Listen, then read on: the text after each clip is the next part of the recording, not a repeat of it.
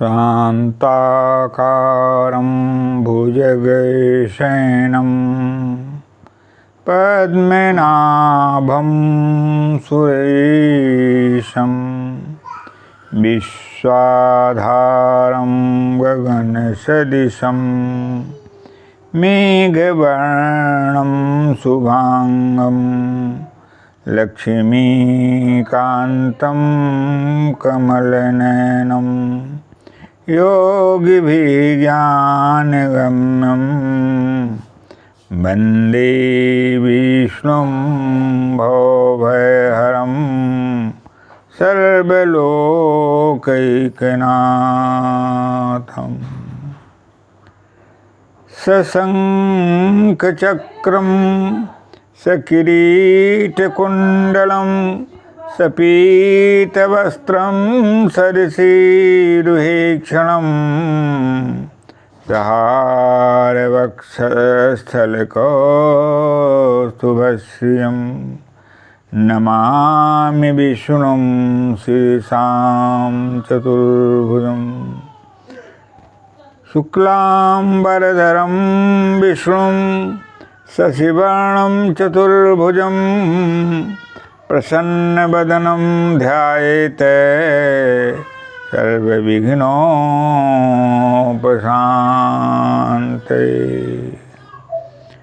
मंगलं भगवान् विष्णु मंगलं गरुडध्वज मंगलं पुंडरीकाक्ष मंगलाय तनोहरि।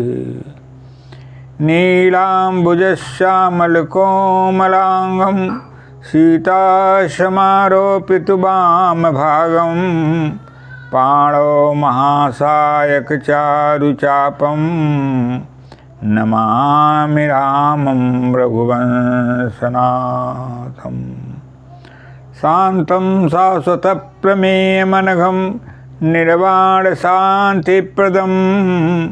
ब्रह्माशम्भुफणीन्द्रसेव्यमनिशं वेदान्तवेद्यं विभुं रामाख्यं जगदीश्वरं सुरगुरुं मायामनुष्यं हरिं वन्देऽहं करुणाकरं रघुवरं भूपालचूडामणिम्। नान्यास्पृहा रघुपते हृदयेष्मदीये सत्यं वदामि च भवान्नखिलान्तरात्मा भक्तिं प्रयक्ष रघुपुङ्गो निर्भरां मे कामादिदोषरहितं कुरु मानसं च। अतुलितबलधामं हेमशैलाभदेहं धनुजवनकिशानं ज्ञानिनामाग्रगहणं सकलगुणनिधानं वानराणामधीशं रघुपतिप्रियभक्तं वातजातं नमामि।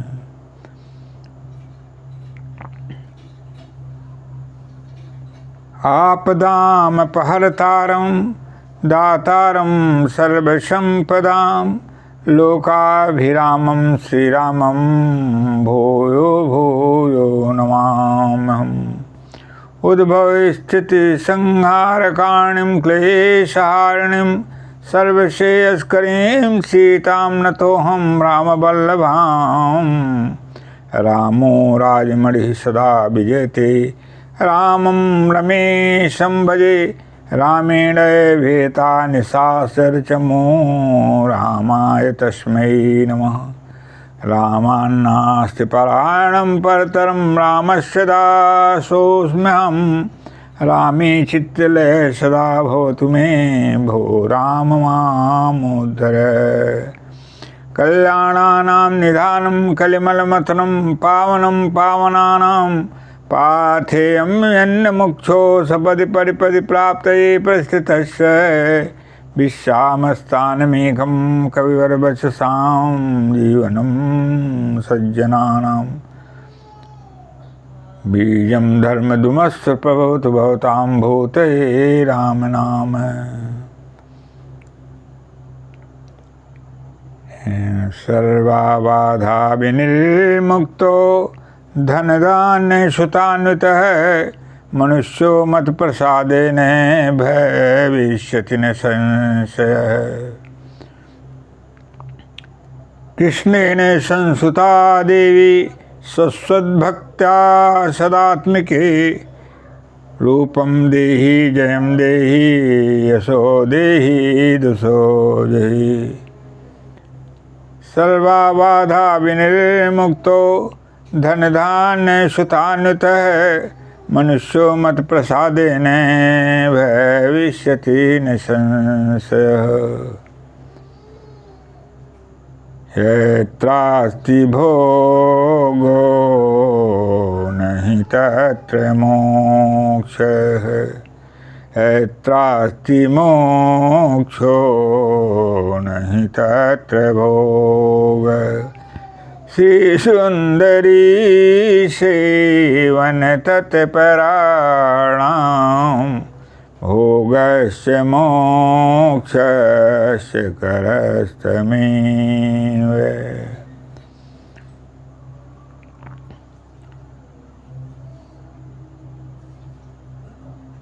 दया पे तेरे हे जननी दया पे तेरे हे जननी टीका ब्रह्मांड सारा है दया पे तेरे हे जननी टीका ब्रह्मांड सारा है तुम्हीं उद्भव तुम्हीं स्थिति तुम्हीं संहारिणी हो माँ तुम्हीं उद्भव तुम्हीं स्थिति तुम्हीं संहारिणी हो माँ कृपा करती हो जब जननी तभी चलता है जग सारा कृपा करती हो जब जननी तभी चलता है जग सारा कृपा हट जाए जो तेरी प्रलय हो जाता है सारा कृपा हट जाए जो तेरी प्रलय हो जाता है सारा सारी सृष्टि की माता हो सारी सृष्टि की दाता हो सारी सृष्टि की माता हो सारी सृष्टि की दाता हो तीनों लोकों में तेरी छाया है व्याप्त है माता तीन लोकों में तेरी छाया है व्याप्त है माता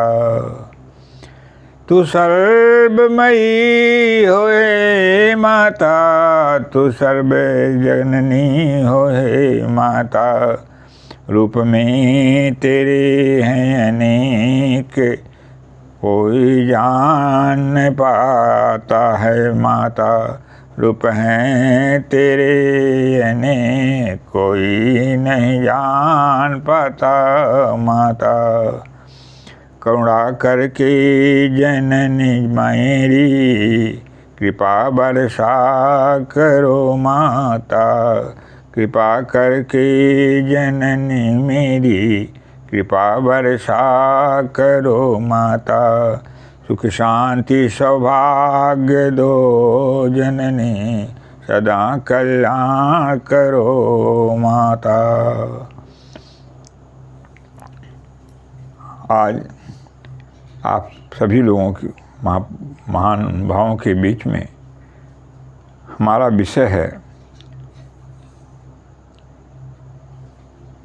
सभी प्रकार के मूत्र दोषों के संदर्भ में एक औषधि का प्रयोग और उससे पूर्ण सफलता कैसे प्राप्त की जा सकती है इसके संदर्भ में आप लोगों को अवगत कराना चाहता हूँ। आज जनजीवन में शुगर मधुमेह के रूप में जिन्हें व्यवहृत किया गया है उनकी संख्या निरंतर बढ़ती जा रही है। उच्च रक्तचाप, निम्न रक्तचाप, high blood pressure, low blood pressure एवं मधुमेह, हृदय रोग जो कभी कभी सुनने और देखने को मिलते थे, आज एक सामान्य रोग के रूप में हमें और आपको परिलक्षित होता है। हम और आप अपने पाश्चात्य जो हमारी चिकित्सा पद्धति है आयुर्वेद, उससे दूर हट जाने के कारण आज अनेकानेक रोगों से निरंतर ग्रसित होते जा रहे हैं। आयुर्वेद में अनेकों प्रकार के असाध्य रोगों की चिकित्सा सामान्य दवाओं से पूर्ण रूप से रोग मुक्ति के संदर्भ में हमारे मनुष्यों के द्वारा, हमारे आचार्यों के द्वारा, हमारे ऋषि मुनियों के द्वारा प्रकाश डाला गया है और आयुर्वेद शास्त्र में उनका पूर्ण रूप से, सम्यक रूप से वर्णन मिलता है। यदि हम उन योगों का सम्यक शास्त्रीय नियमों के आधार पर निर्माण कराकर यदि चिकित्सा जगत में व्यवहृत करें तो सुनिश्चित है जो आज के सृष्टि के आदि काल से जो चिकित्सा पद्धति भगवान धन्वंतरि जिसके आदि देव हैं, जिनकी कृपा कटाक्ष के द्वारा प्राप्त है और विभिन्न आचार्यों ऋषि मुनियों द्वारा, आचार्य सुश्रुत, आचार्य चरक, वाग्भट,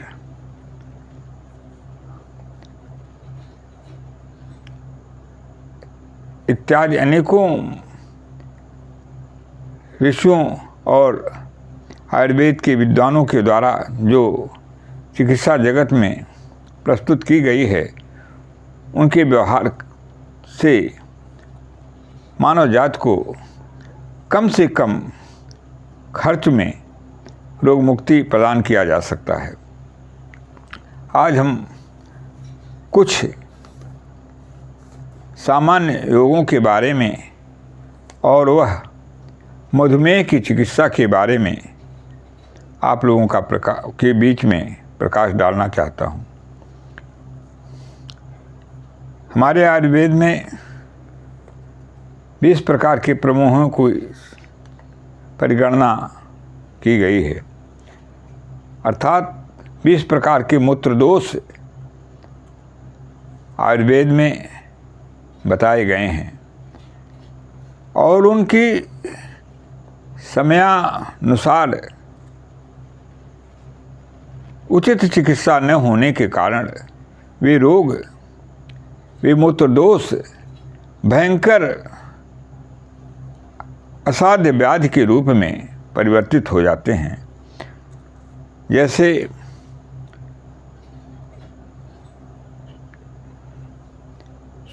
मधुमेह का ही रूप प्रमेह जो मूत्र दोष हैं उनके उपेक्षा का परिणाम है। सम्यक प्रकार से उपेक्षा करने के कारण आज जो हमें जनमानस में एक सामान्य रोगों के अंतर्गत मधुमेह देखने को मिलता है, उसका कारण हमारा और आपका चिकित्सा समय के अनुसार न करना और उनकी उपेक्षा करना ही है। और उचित चिकित्सा न मिलना भी उसका एक मुख्य कारण है।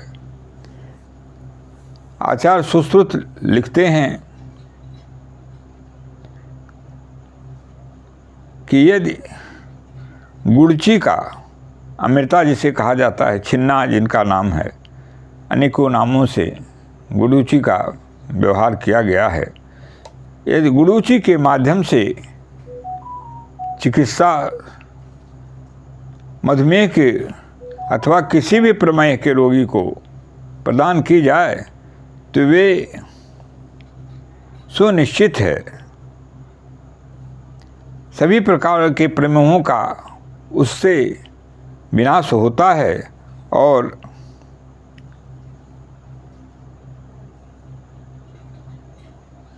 रोग मुक्ति का जो शुभ लाभ मरीज को प्राप्त होता है। इस संदर्भ में आचार्य सुश्रुत लिखते हैं, स मधुच्छिन्ना स्वरसो नानामेह निवारिणः बदन्ति भिषगः सर्वे सर्वनिन्दो निभानने। स मधुच्छिन्ना स्वरसो नानामेह निवारिणः बदन्ति भिषगः सर्वे शरणेन्दु निभानने। स मधुच्छिन्ना स्वरसो, मधु के साथ त्रिदोष नाशक है मधु। शुद्ध मधु यदि मनुष्य सेवन करता है तो वह त्रिदोष नाशक गुणों से संपन्न है। यदि मधु को गुड़ूची के स्वरस के साथ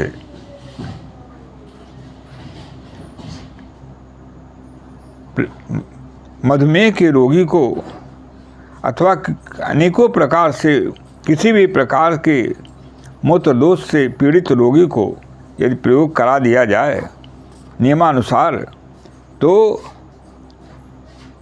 वह सभी प्रकार के प्रमेहों का और मधुमेह का भी शमन करते हुए रोग मुक्ति प्रदान करता है।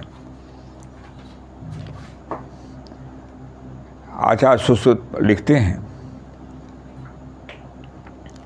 सर्वैवे प्रमेहास्तु कालेन प्रतिकारिणः मधुमेहत्वमायान्ति तदा साध्या भवन्ति।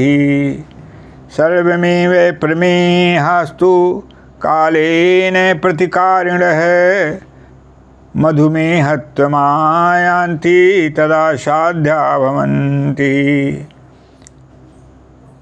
चिकित्सा जगत के मूर्धन्य एवं उद्भट विद्वान आचार्य सुश्रुत संहिता में मधुमेह की चिकित्सा में लिखते हैं, सर्वैव प्रमेहास्तु, सभी प्रकार के प्रमेह अर्थात सभी प्रकार के मूत्र दोष कालेन प्रतिकारिणः, समय से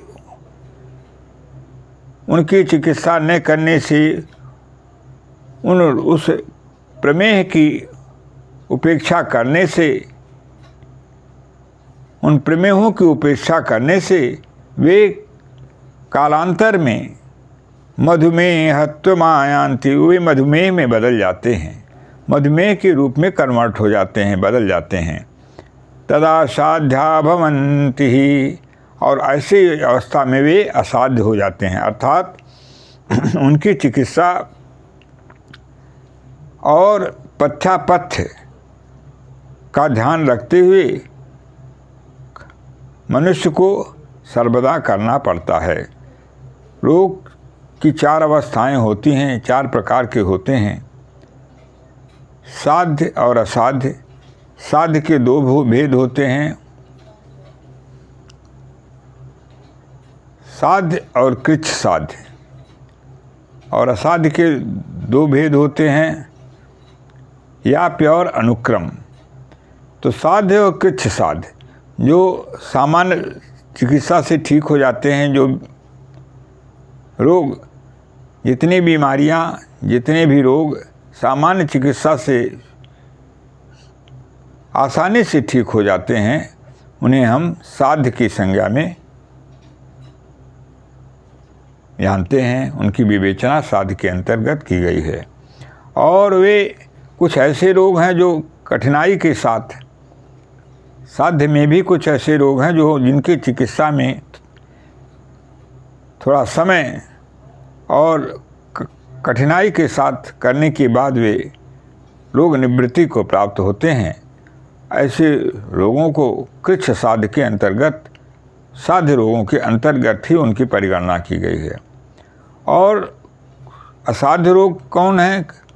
कुछ जो रोग और उनकी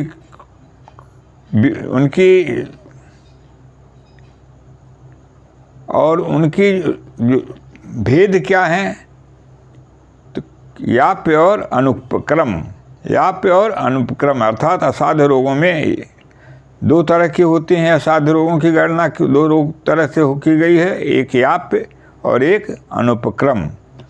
याप्य रोगों के अंतर्गत मधुमेह की चिकित्सा आती है, अर्थात इस रोग की चिकित्सा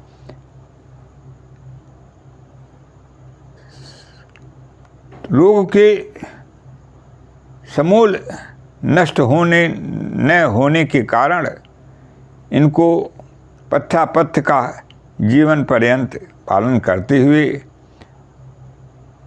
उनकी चिकित्सा रोग निवृत्ति के बाद भी कुछ न कुछ पथ्यापथ्य के साथ रोगी को निर्देश देते हुए सामान्य वे में, सामान्य तरह से उनकी चिकित्सा चलती रहती है।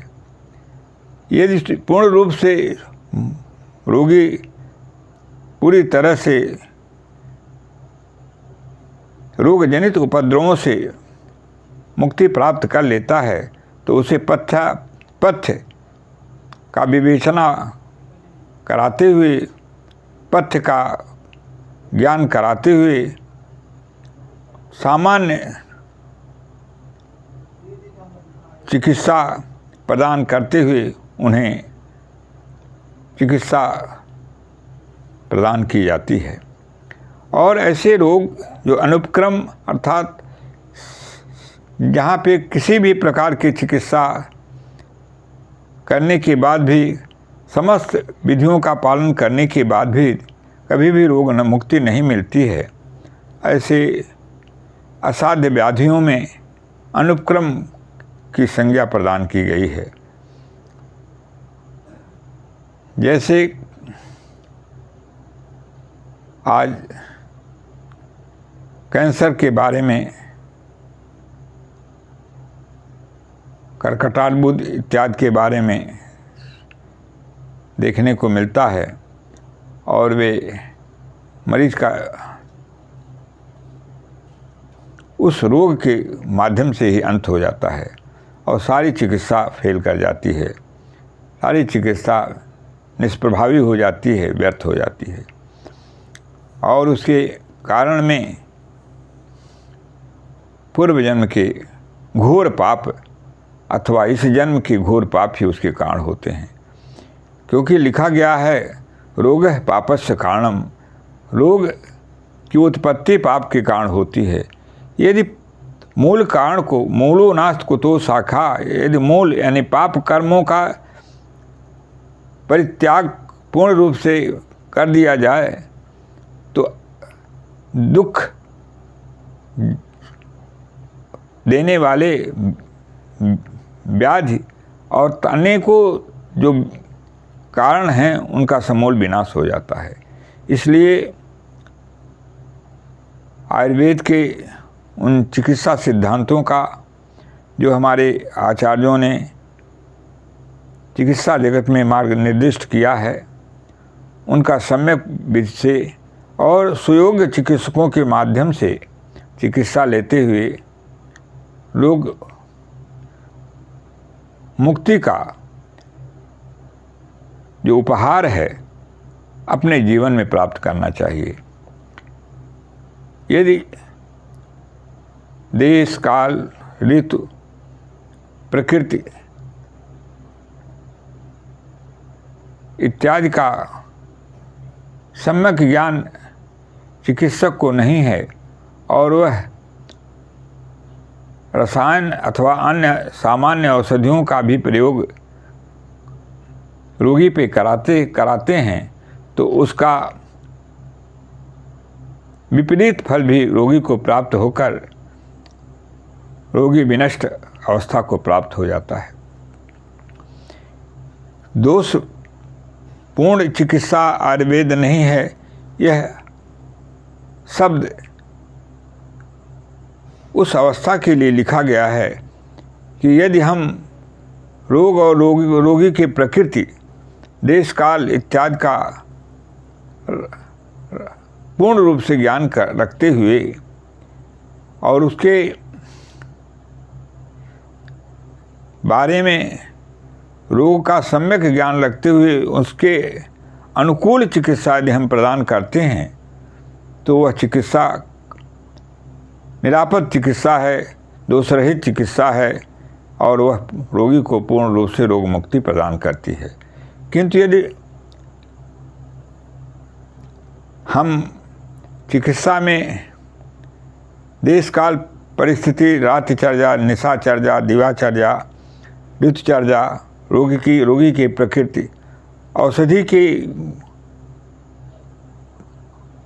जो खड़रस हैं उनके अनुसार मूल रोगी के प्रकृति के विरुद्ध चिकित्सा यदि हम देते हैं तो वे औषधियाँ भी रोगी के लिए दोषपूर्ण प्रभाव डालकर अनेक रोगों को जन्म दे देती हैं। इसलिए हमें और आपको आयुर्वेद के चिकित्सा सिद्धांत को अपने जीवन में पूर्ण रूप से अपनाते हुए और आहार विहार संयम का यथोचित जीवन में प्रयोग करते हुए ही स्वस्थ रहने का लाभ प्राप्त हो सकता है। आहारो सत्य संशुद्धि, सत्य शुद्धि ध्वा स्मृति। आहार के द्वारा मन की शुद्धि होती है और मन की शुद्धि के आधार पर हमारी स्मृति, जो स्मरण शक्ति है, सुदृढ़ हो जाती है। यदि हमारे आहार दूषित हैं तो हमारे जो व्यवस्थाएं हैं, जो हमें चिकित्सा के द्वारा पूर्ण लाभ देने में सहायक होती हैं, वे अपना सही प्रभाव नहीं डाल पाती हैं, क्योंकि आहार ही मूल है। आहार के बिना शुद्धि के मनुष्य का जीवन विनष्ट हो जाता है, क्योंकि आहार के द्वारा सात्विक, राजस और तामस जैसा आहार, जैसे खाए अन्न वैसे हुए मन, शरीर के अंदर वृत्तियों का निर्माण होता है। सात्विक आहार से सात्विक गुण, सात्विक वृत्ति हमारे और आपके अंदर उत्पन्न होता है। राजसी आहार से सांसारिक भोगों में और विमार्गगामी होना और विमार्गगामी न होना,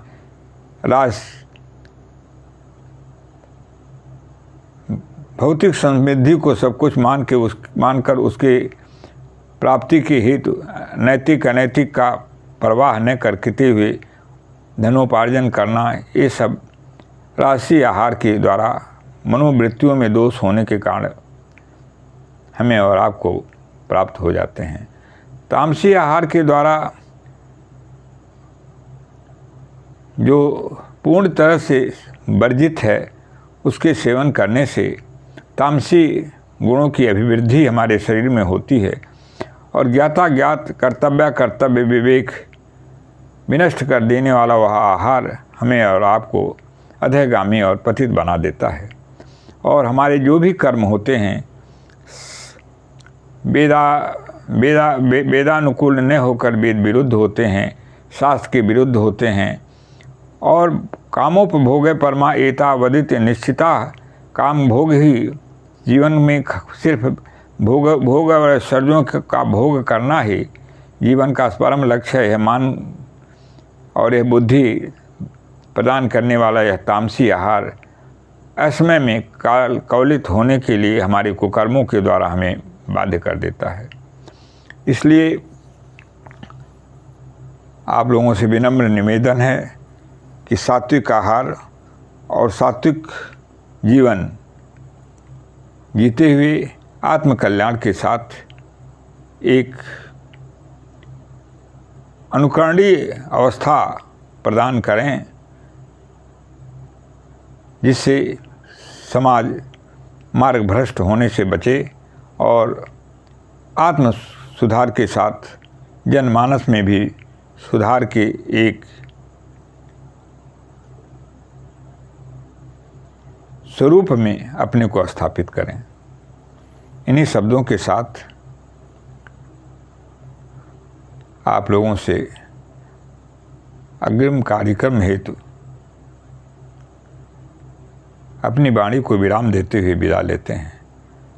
सर्वे भवन्तु सुखिनः, सर्वे सन्तु निरामयाः, सर्वे भद्राणि पश्यन्तु मा कश्चित् दुःखभाग् भवेत्। ओं पूर्णमदः पूर्णमिदं पूर्णात् पूर्णमुदच्यते पूर्णस्य पूर्णमादाय पूर्णमेवावशिष्यते। हरि ओं तत्सत्, हरि ओं तत्सत्, हरि ओं तत्सत्, हरि ओं तत्सत्। ओं शांति शांति शांति।